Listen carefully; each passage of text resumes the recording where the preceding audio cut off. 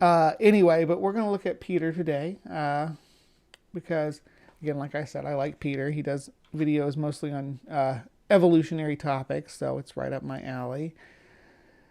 Uh, he, he does stuff with Erica with Get Sick Gibbon, which is always she's always entertaining and fun. But he does engage with other people too. There's Todd Wood, like I was talking about. Let's Talk Creation. We've covered that on this show before. Is Genesis History? We've covered them before too. So Peter's right there with us, and Peter is finally going to answer a question for us that I've had for years since I first heard the term kind. I've been like, yeah, what's going on out here? Oh, Mark Reed is here. Hey, Mark Reed. No, I knew he was here. That's why I started saying that. No, I probably won't be able to find anything from Mark to respond to. Um, but well, maybe I will. I don't know. But there are some people that are on the atheist side of things that I would respond to. There's also good atheist content creators that I'd like to just do commentary on. Like I was talking about Tony Reed and his Bombardier Beetle video. I would love to just sink my hands into this.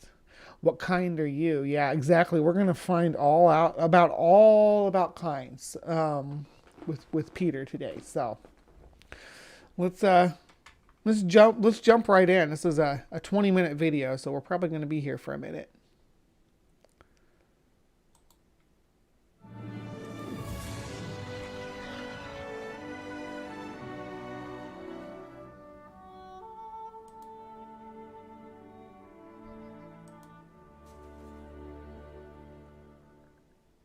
Hello and welcome. I'm Pete and thanks for joining me today as I ask the question, what is a created kind? I want to begin by walking us through some of the relevant scripture passages. I also want to talk a little bit about how modern creationists conceptualize a kind, and then finally how we can use science to detect their boundaries. So let's begin by looking at some Bible passages. Let me know if the audio is okay here too. Sorry, we're getting distracted by the side chat. Yeah, let me know if the audio is okay though.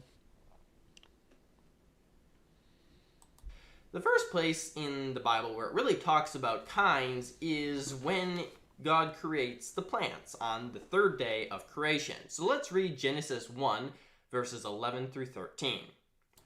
And God said, "Let the earth sprout vegetation, plants yielding seed, and fruit trees bearing fruit, in which is their seed, each according to its kind on the earth." Okay, so the first mention of kind, Genesis 1, 11 through 13, talks about plant kinds. Okay, and we have plants divided into two kinds here. Well, okay, no, maybe it's not dividing them into two kinds. Let's see what Peter says about it. So, and it was so.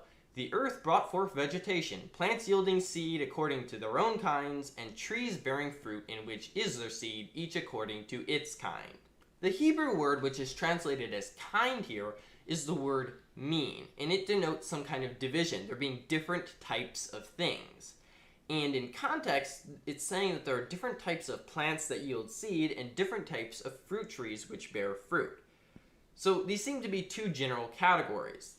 The plants yielding seed, seems to refer to smaller plants that have a relatively bare seed, and then the fruit trees bearing fruit seems to indicate to larger plants that have a seed which is encapsulated within a fleshy fruit body. Titan, are you there? Titan, do you hear this this debauchery of botany? Sorry, Peter. Plants would probably be easier to divide by plants that spore, and then by angiosperms and what's the phytosperms? So plants would be like ferns don't seed at all, right? And they're a basal group of plants. A major group of plants too that were very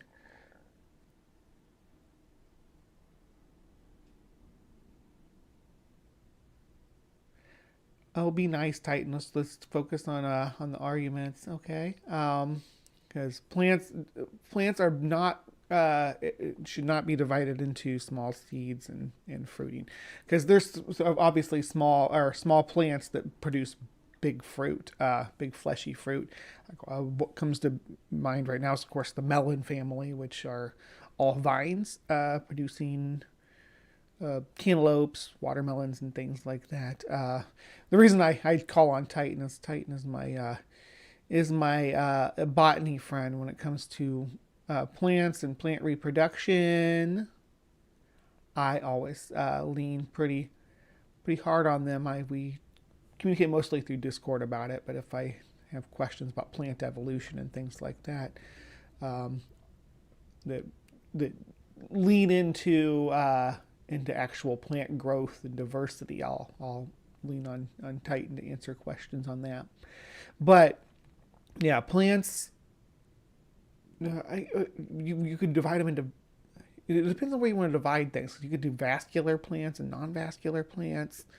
Be a good point to divide plants in half. That'd probably be one of the earliest places that you could divide plants in half. So non-vascular and vascular. But back then, no plants were producing seeds at all. That's not how they were. That's not how plants were reproducing, right? That's not how they were. They were spreading across the land. It was sporing was the OG method of reproduction for land plants. Seeds and fruits and all that didn't come till much later. Fruits didn't come till much later. But seeds, we get some seeds earlier on. Anyway, we're only a minute and a half into a almost 20-minute video. So what we see here is that there are different types of things right from the beginning, different types of plants, even within these broad general categories that are laid out here. Now, some creationists have interpreted this passage as meaning that there is some connection to reproduction here. Yeah, I'm a glorified insect farmer, not really a entomologist either, Titan, but people hit me up about bugs all the time. But I don't think that's the case. Let me read you this again. The earth brought forth vegetation, plants yielding seed according to their own kinds, and trees bearing fruit in which is their seed, each according to its kind. Now certain people want to interpret this as saying that the kind is referring to the seed which the plant is bringing forth, that it's the plant yielding seed which is according to their own kind. But I don't think that's what the passage is referring to. Instead, what it seems to be referring to is that there are different types of trees here. It's not talking about what type their seed is, although it is of course true that the seed is of the same kind as the parent plant. No, what seems to be the case is that there are different types of trees here and different types of plants that yield seed. But there's trees that don't yield fruit too. What about like coniferous trees and things like that that don't have fruit? What about ginkgo and stuff like and plants like that? That don't have. Are they not the same kind? Are they not? Or which kind are they in? The ones that bear fruit or the ones that bear seeds? It seems like they're towing that line, right? And this is the case throughout the first chapter of Genesis. We hear about how the land-dwelling organisms are created according to their kinds. And it's not in reference to their reproduction, once again. It's in reference to the way in which they're made. They're made according to their kinds. It's not talking about them bringing forth according to their kinds in this specific context. One passage which I think does draw a connection between the kinds and reproduction is Genesis 6:19 through 20. All right, we're gonna get another passage here. I want to read it before Peter reads it, though. Or Pete. Sorry, at the beginning he said his name was Pete, so I'm not gonna call him Peter anymore. I always do call him Peter, but I'm gonna call him Pete today.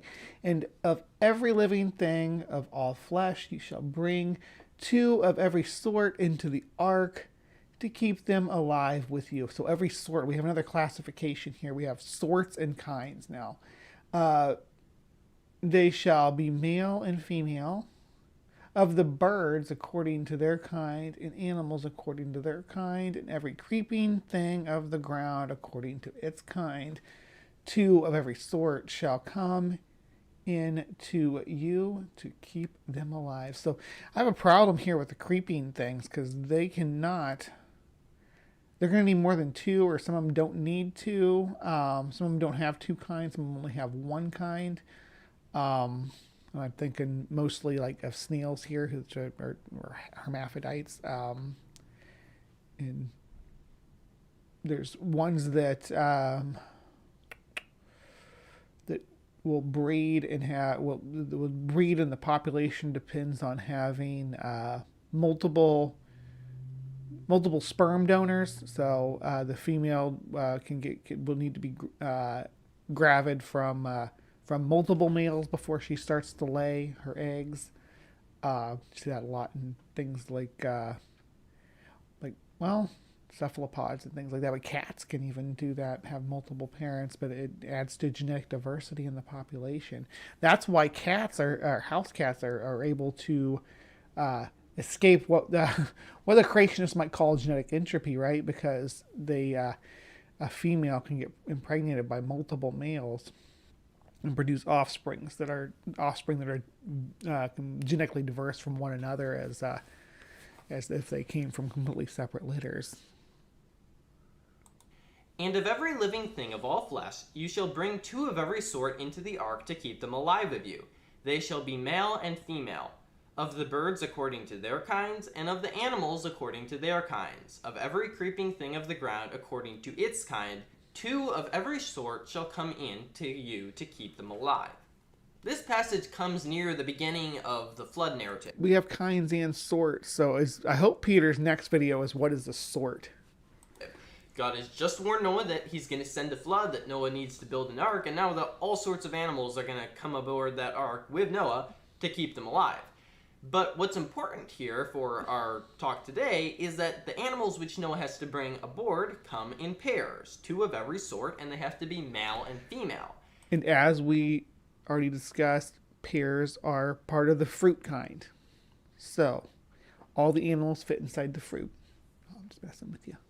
What's important here is that they're male and female, because Noah has to bring these animals aboard so that they can survive the flood and reproduce. Now, in the context in which it's being used here, that means that the kinds must be reproductively isolated, right? If there are different sorts of animals that Noah is bringing aboard the ark that could just And he's using sorts here too. So are we breaking our sorts broken down into kinds? Or are kinds broken down into sorts? Or are there sorts within kinds? And kinds within sorts? I need more. This is adding more classifications, and I need to understand them. So hopefully he gets into it. Breed, why would he need two of every sort? He wouldn't. He could take much fewer. No, the point here is that the sorts, the kinds of animals which Noah is bringing on the ark, are reproductively isolated, such that he needs a pair of both, because... Or colony, like ants, right? They don't have just a male and a female. They need as a small starter pack, right? with a little group of all the different individuals that they need to keep the colony going, because they need the nanny bees to help sculpt the development of the babies into different caste.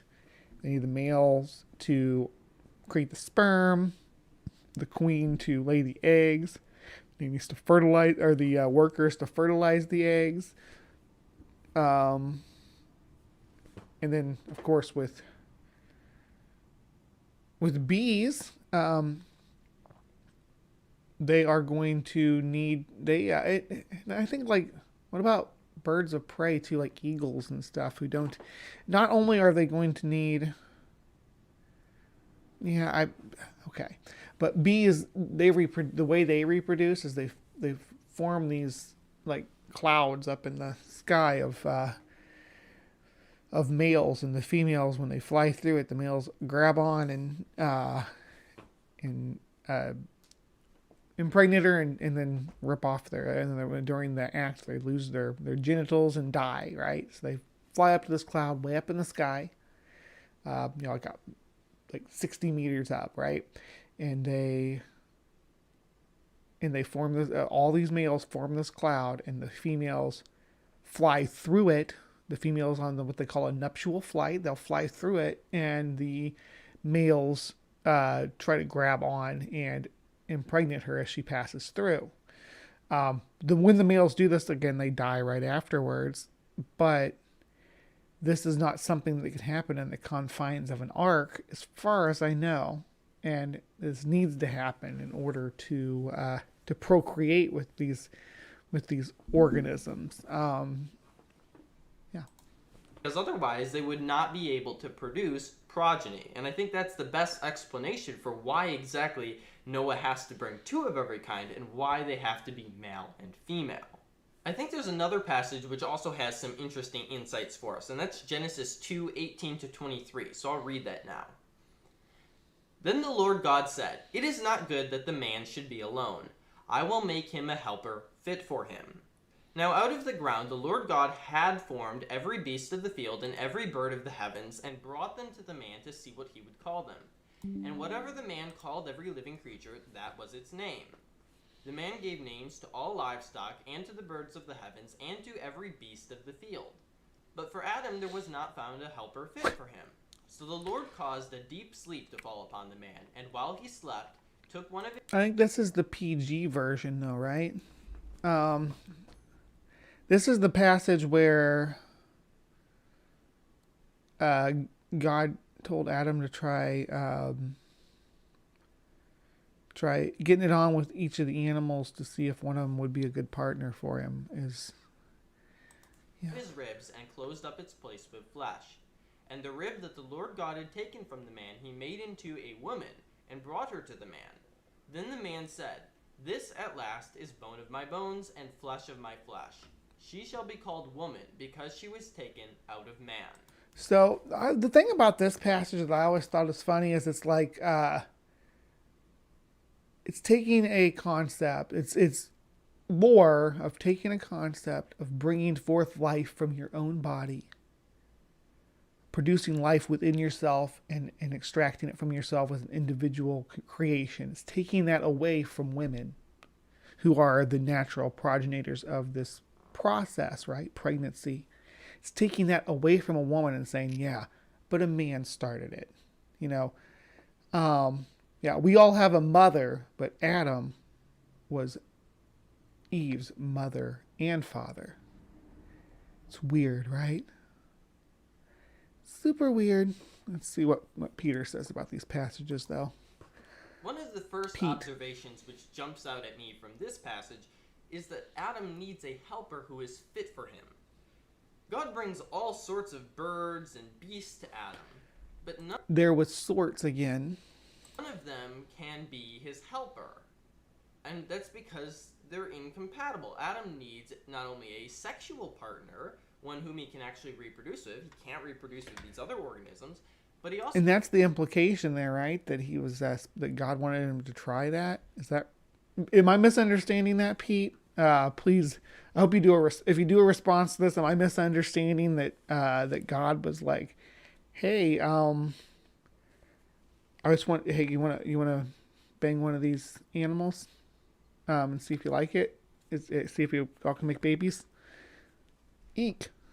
Also needs one who is mentally fit for him and spiritually fit for him, on the same stage as him. And all of these creatures have low mental capacities. They don't have a spiritual capacity. They're not sexually fit for Adam, and that's why... It's a spiritual capacity. I'm hoping that gets explained too now, because we're like right now I got more questions than answers, but we're only 6.5 minutes in. That's a almost 20 minute video. But he needs a partner who is of the same kind as him.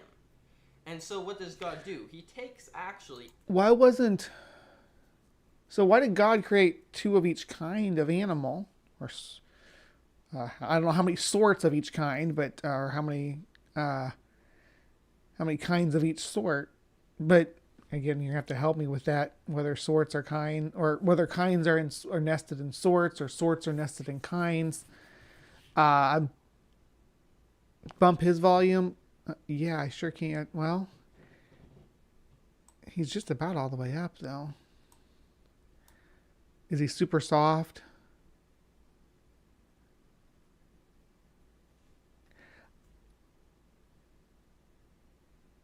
Yeah, so with the kinds and sorts now, I need to know how that's nested. But what was I even saying? Yeah, we'll just let him go. A piece of Adam, one of Adam's ribs, and he makes the woman out of the rib, maximizing the similarities between Adam Is that better? and his wife Eve. Speaking of Eve, it's important to note that that wasn't actually her name yet. We only hear of her being named Eve, which means mother of all living, after the fall. Here, Adam simply names her woman, which is more of just a categorical name, a type of person. He is a man and she is a woman, different types. And that seems to be the same way in which... So God named him Adam and called him man, but did not name Eve. Eve did not get named until after the fall. Adam named the other creatures which God brought to him. When God brought the birds and the beasts to Adam, he wasn't giving them personal names like Fluffy and Bowser or things like that. He was giving them categories. You don't know that. You weren't there, Peter. You were not there to see if he didn't name some of those animals cute names like Bowser. Maybe he was a Super Mario fan. You don't know. Categorical names, it appears, which is how this is actually a manageable task. And so when giving all of these names, it appears that this is an exercise of dominion, right? God had given Adam dominion over all of creation, and Adam exercised it by naming the creatures, right? We name things which we own. And so there's a certain amount of control of dominion exercised in... I do not believe that man has dominion over the animals, though. So we're going to our belief systems are going to differentiate from there. But regardless, is this like a true name sort of thing, where the organisms have a true name, like in the Bible, it says the true name of dog is dog. So that's what Adam named it in the beginning. Is that how we?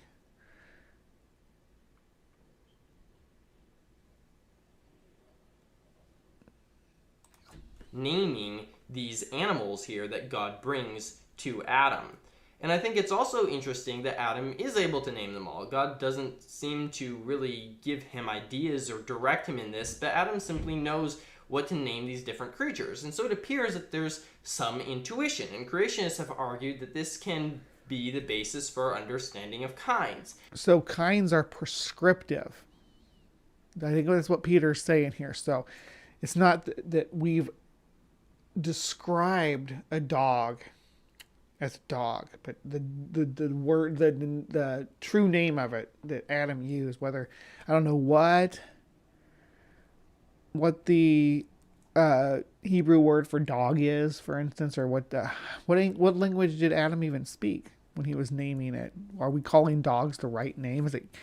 Is it canine? Is that the proper word? What is Piero? It'd be like Latin, right? So which names are the real names? It sounds like, because they're prescriptive, it seems like that'd be important. If these kinds have real names, if there's a real objective dog kind. Yeah, I'm sorry, reading Richard Manson out there. Hey Richard, good to see ya. That there's a certain amount of intuition that comes along with the different types of creatures which God made. So in the Bible, it talks about how God makes these different kinds of creatures, but there's so much diversity that we hear about in Genesis already, right? We hear... Why couldn't he just make two kinds of people like he made two kinds of all the animals, though? Or like two of each kind of people the same way? Why do you have to do the whole rib thing? Yeah.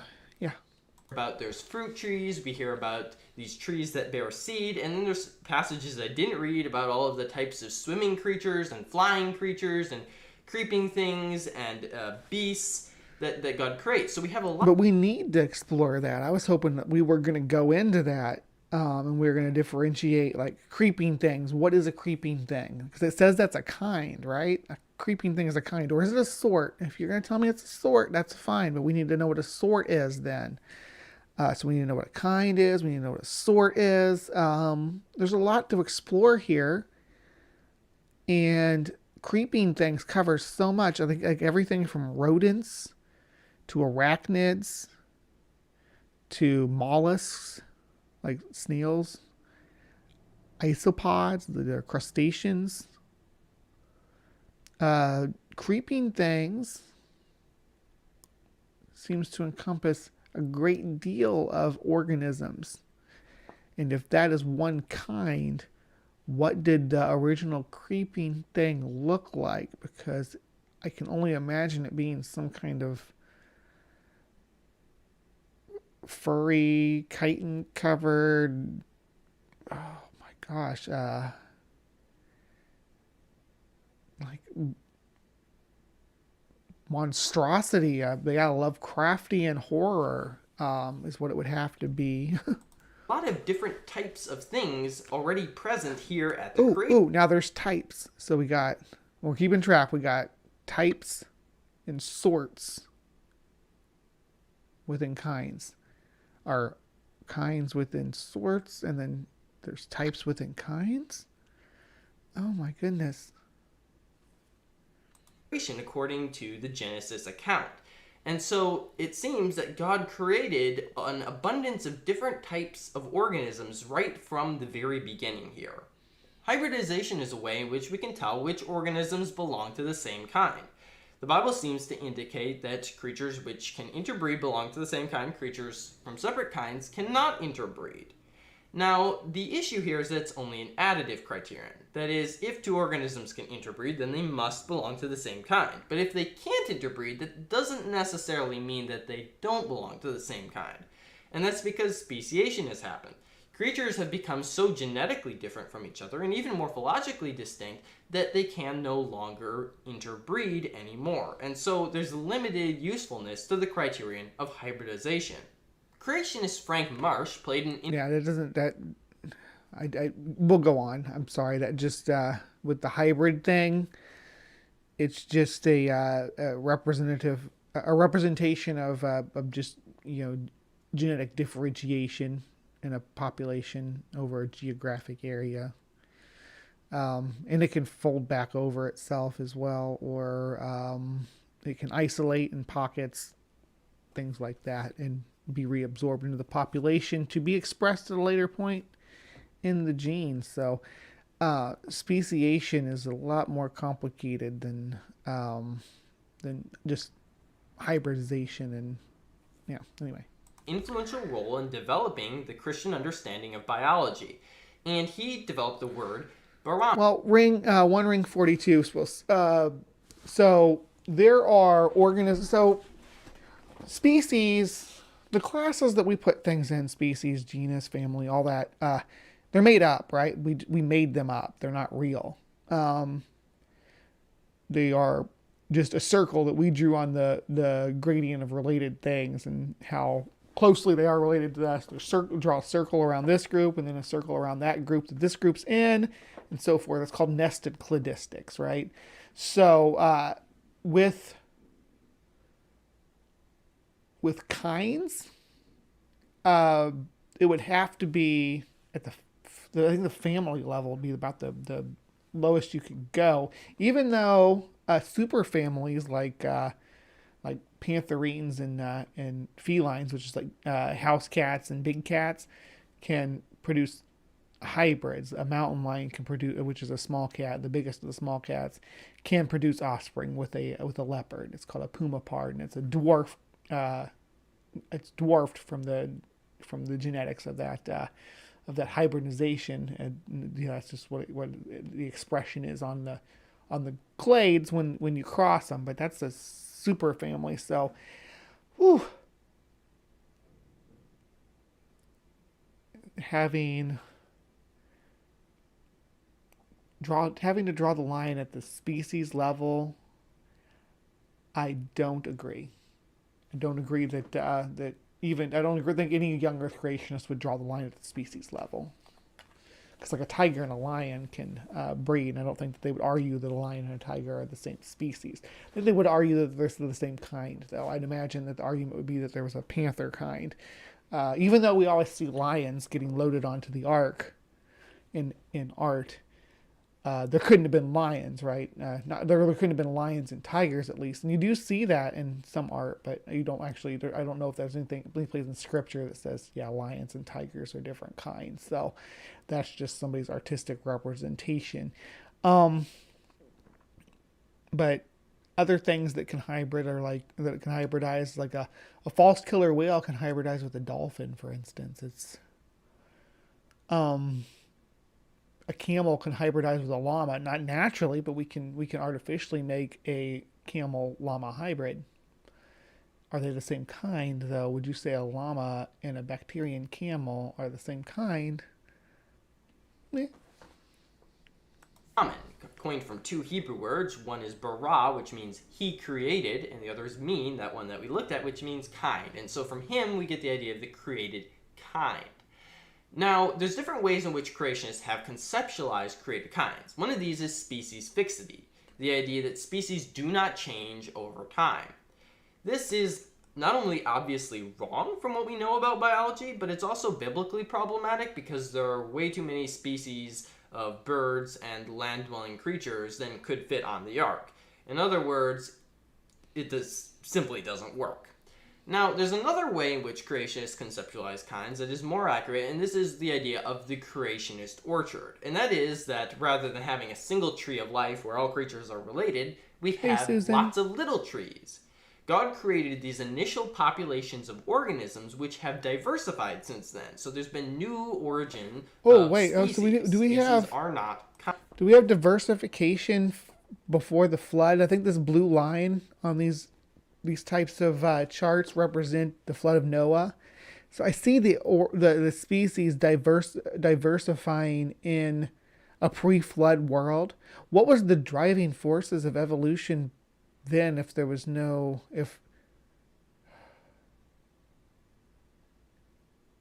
because I don't believe that there. Maybe there was. Correct me if I'm wrong. Maybe there was diversification in a pre-flood world. I thought that all the created kinds, because if you look at this, and that blue line is so all birds are the same kind, and then they diversified into different sorts. Trying to keep up here. They diversified into different sorts. But then there was the flood. Because we got a bird right here. So a bird is what they're showing, right? They diversified into different sorts, but all of the other sorts died out during the flood. Right? And only one survived because we have one lineage coming from here. And that diversified into all modern birds. So are birds all one kind? Have all the species of birds that we see today, are they all one kind? Or is birds a sort? And then there's kinds within that sort. And then types within the kind? I'm trying to break this down. I'm mulling this over. I'm giving you the benefit of the doubt, Peter.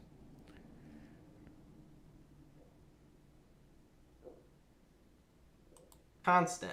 The braided Berriman concept is a more recent addition by Dr. Rob Carter, and it simply recognizes the possibility that God created populations of organisms and not pairs in the beginning. It appears that God only created pairs of humans, and these other types of organisms probably started with whole populations intact already.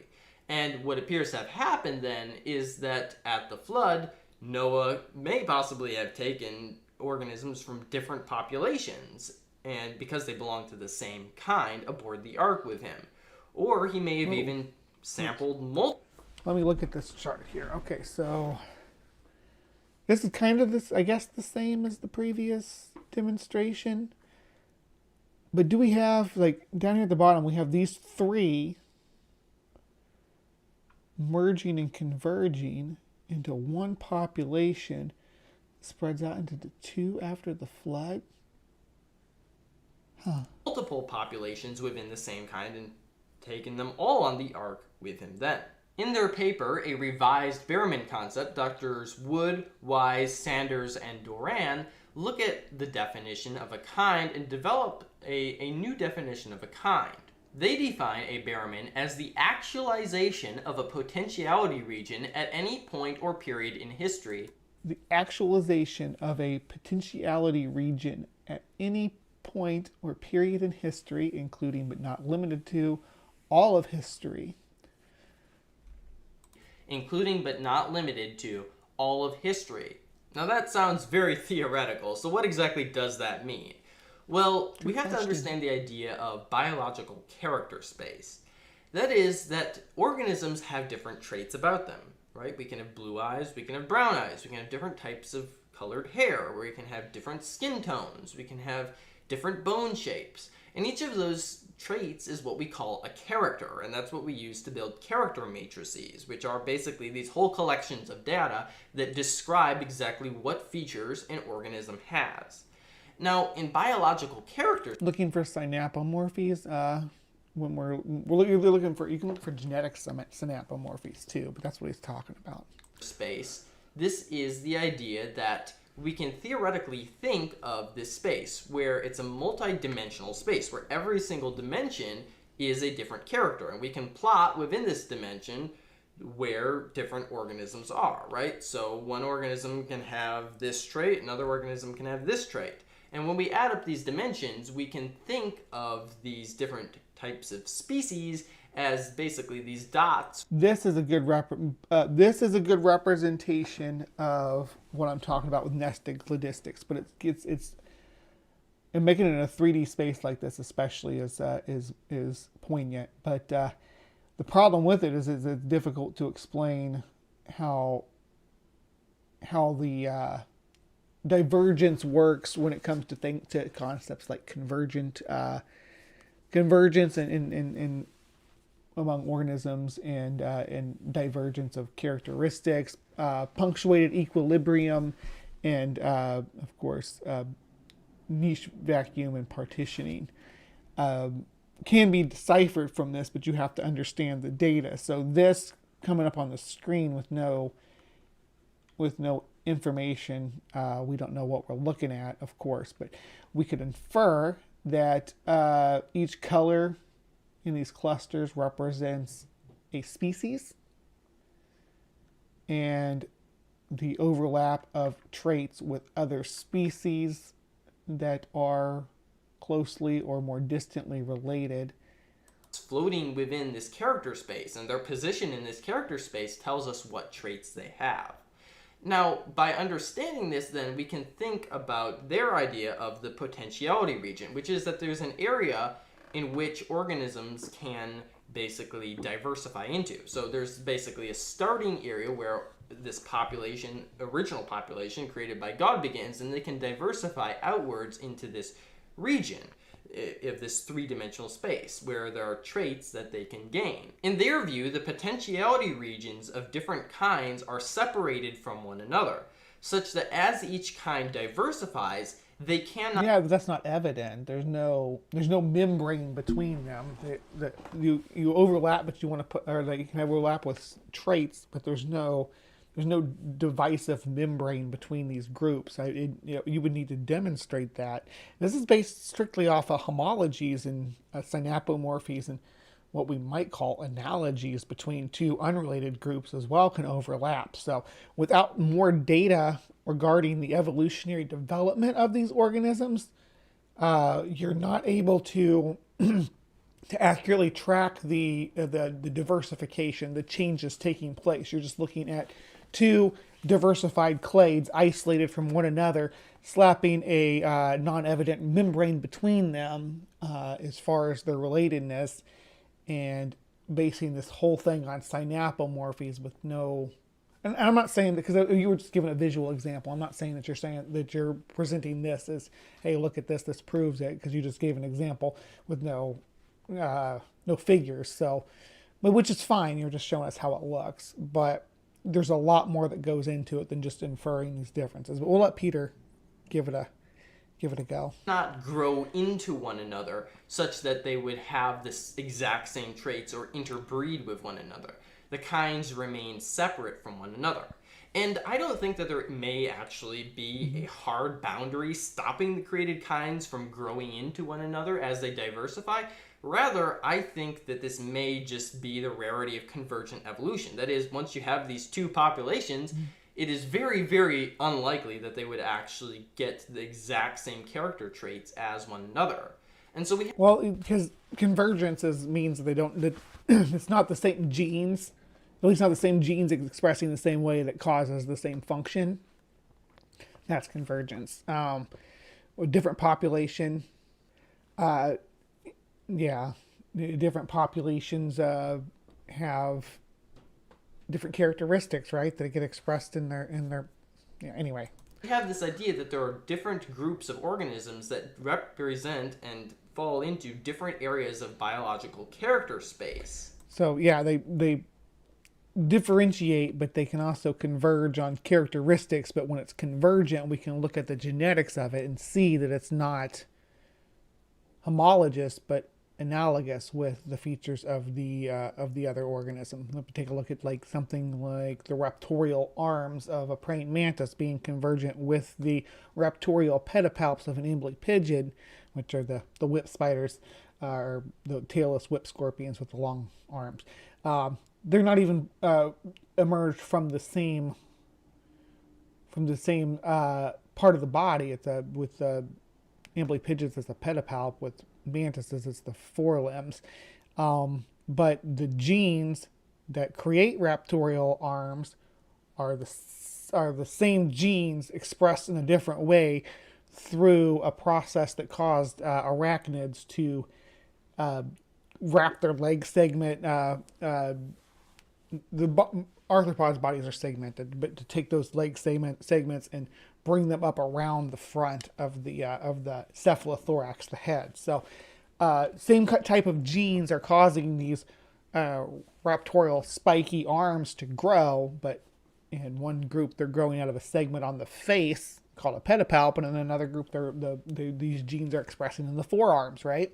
Is that convergent, or is it homology? Because it's the same genes, but they're expressing through different parts of the body. Yeah, convergence is fine. Now, there's different ways that we can kind of actually try to look at this theoretical concept and see if the scientific data that we have lines up with this way in which we envision the created kinds. And one of those is through statistical baraminology. So what we can do is we can get these character matrices that statistical baraminology, that sounds fun. Have all of these lists of these different types of characters, and we can analyze them using statistics to look at how similar organisms are to one another. And based on this model, what we would predict is that organisms are going to appear in clusters. There's going to be a whole cluster of organisms within a created kind, but they're going to be separate from other kinds. That it would be that there are all of these separate individual clusters. And this space between them we would call discontinuity. These different kinds are morphologically discontinuous with each other.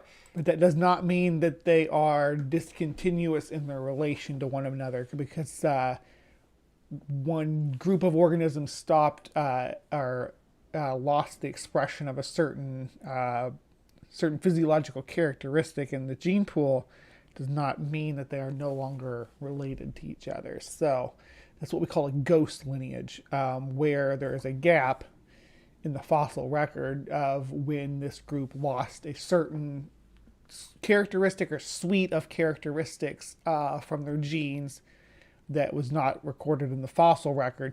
Usually because fossils, are rare and only occur in select circumstances. So changes within a population, especially driven by extinction events, tend to wipe out intermediate changes like that. You can sometimes see it, but not always. And we would say that the organisms within these created kinds, these little clusters, are continuous with each other. They form this little region where they are all sharing many, many traits with one another.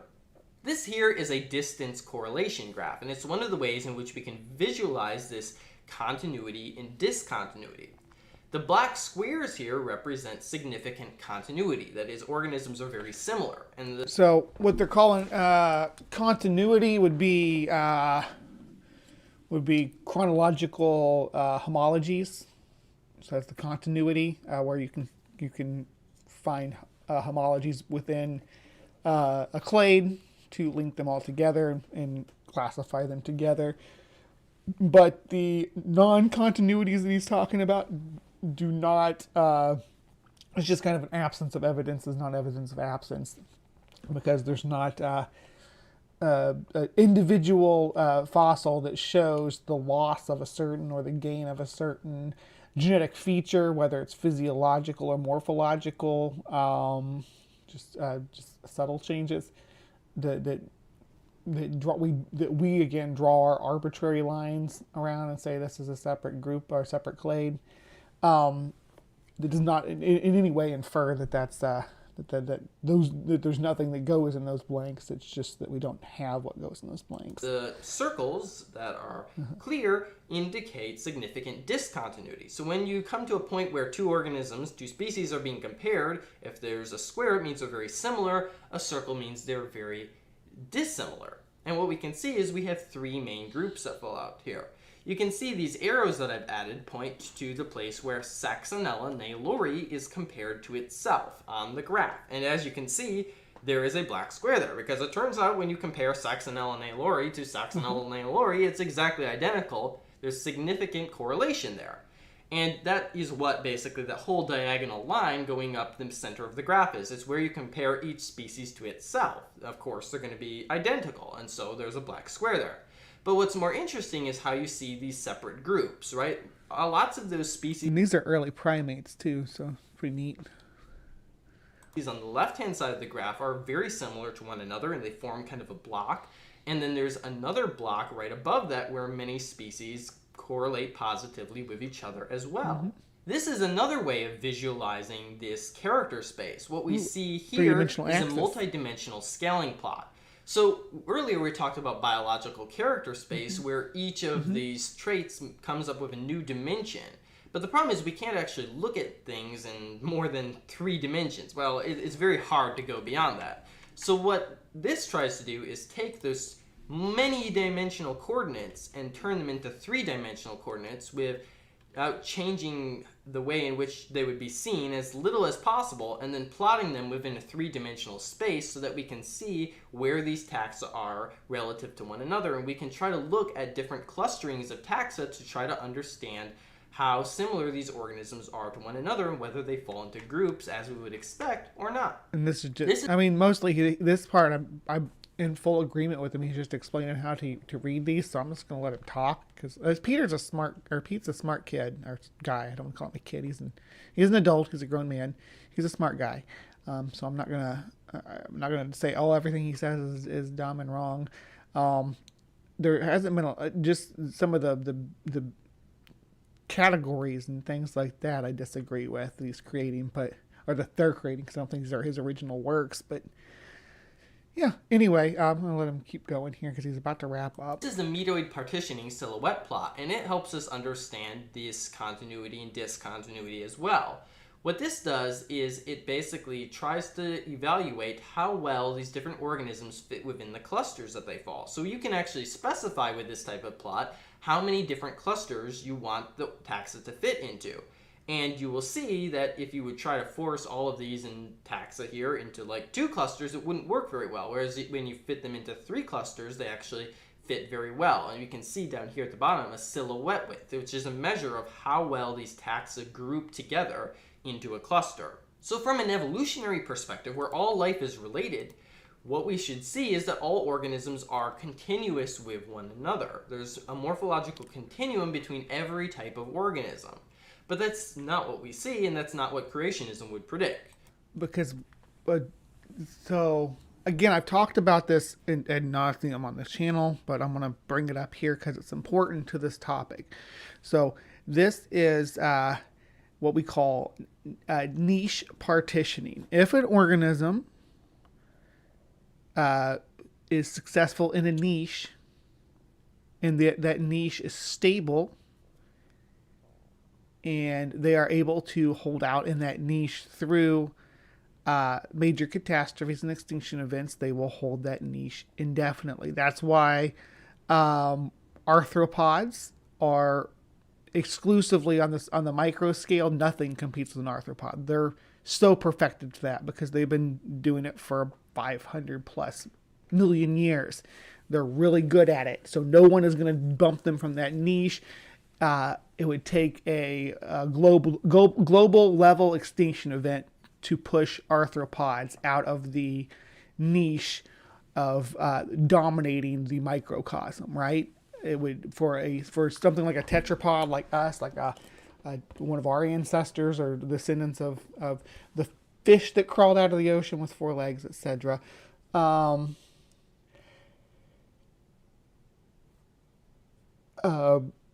They could not push in and remove the arthropods from that ecological niche. That's not always the case, though, especially the more specialized a niche is. A niche like large browser, which things like elephants, giraffes, moose, really big animals that browse for foliage, mostly higher up foliage in the trees and things like that. Yeah, those groups are very susceptible to definitely to major extinction events, but even minor extinction events can wipe out entire clades. Look at like the Calicothere. They just wiped out in a localized extinction event because of ecological shifts in their environment where the forest died back and plains became more prominent. So hooved animals dominated the area and kind of pushed them to extinction because they didn't have anywhere to go, right? Yeah, gestures at crocodiles. You get it, right? Absolutely. And when these niches, when these more specialized niches get wiped out by whatever event, localized or global, when the dust settles, new groups will move into that niche and start to adapt to survive better in that niche. So groups from these less specialized areas will move into the more specialized roles that still need an organism to fill them to keep the ecology in balance. And it takes sometimes thousands to millions of years for everything to get back in balance again after an event like this, but that's called punctuated equilibrium, where we have something changes in the ecology. The old clades that filled these niches were wiped out or moved out or died out or migrated out, whatever happened, and the new clades of organisms moved in and replaced them in that role in the environment, and it started to adapt to specialize into whatever that role was. We call that punctuated equilibrium. That means they hurry up and change to this opening, and then they stay there and they squat there as long as possible. Don't change for millions of years, sometimes tens of millions of years. There's some lineages that haven't changed much over hundreds of millions of years. So, and they have changed. Don't get me wrong. Don't say, oh, they haven't changed. These are living fossils. No, they have changed, but they haven't changed much in their basic role in the ecology and what they do, because they're really efficient at it. Again, I point back to arthropods. Nobody's going to usurp them because they are the kings of the microcosm. A creation model would predict that there are instead clusters of organisms that represent separate created kinds. Now, this video has barely scratched the surface, and I haven't even gone into a lot of the objections, which some skeptics will have. That's something that I'll hopefully get into more in the future, and I have a lot of notes here that I would really like to cover at some point. But I hope this has given you at least a general basic idea of what a kind is, how creationists think about them, and how we can detect them. So thank you for watching. All right, so I don't know. I didn't.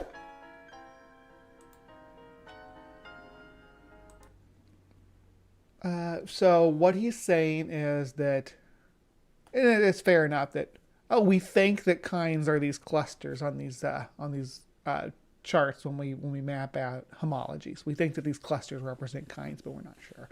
Okay, but I do end up coming away from this with more questions than answers, like because now I don't just, because explaining what a kind is part of that clusters, then what's a sort and what's a type, because both of those classes within were brought up, and I think it's relevant to the conversation that we understand what they are too. So I noticed you said that you were going to start answering questions from skeptics. So the questions I raised on this video, let's see if we can't tackle some of those. So I do have a list for you of questions, and if you all think of anything I missed, speak up, and I'm going to present this to Peter. Okay, so to Pete. I'm sorry, I keep calling him Peter. I'm so used to calling him Peter because everybody told me, oh, it's Peter. So he wants to go by Pete. I'm going to call him Pete, and I'm sorry I keep calling you Peter, but I digress. So, hey Wes, good to see you. Peter, as far as what is a kind, or what is a created kind, and you're saying that it's these clusters. There was the Baraminology graph that we see, the standard one, the Orchard of Life graph that lists birds and like dinosaurs and stuff as separate kinds, and then they diversify, and the flood comes along and it stems it back down to just one kind. So I know that can't be true because there were at least two named kinds of birds on the ark. There was a dove and a raven, so we know that the birds are not a kind in and of themselves, right? So birds aren't a kind, and then that would say birds are a sort. And what is a sort, and how do we define a sort? Are we claiming that sorts were like, oh, this is a similar or common designer, and what features how do we differentiate between what's a common designer and what's a common ancestor? I don't feel like we got that here, other than saying, hey, there are these characteristics that cluster together, and I'm with you there 100%. We can build spectrums like that on homologies. That's not a problem, but it doesn't necessarily, without you would need to do a suite of homologies and then cross-reference those together to build an accurate model. But anyhow, that was my chair, not me. Anyway, that was Creation Watch for today. We had good old PaleoLogos. This is the first time that I've covered Pete, and I hope Pete responds to this. That'd be fun to get a good back and forth with Pete about what is a created kind, because I think we could have some wonderful back and forth, some wonderful conversations about it.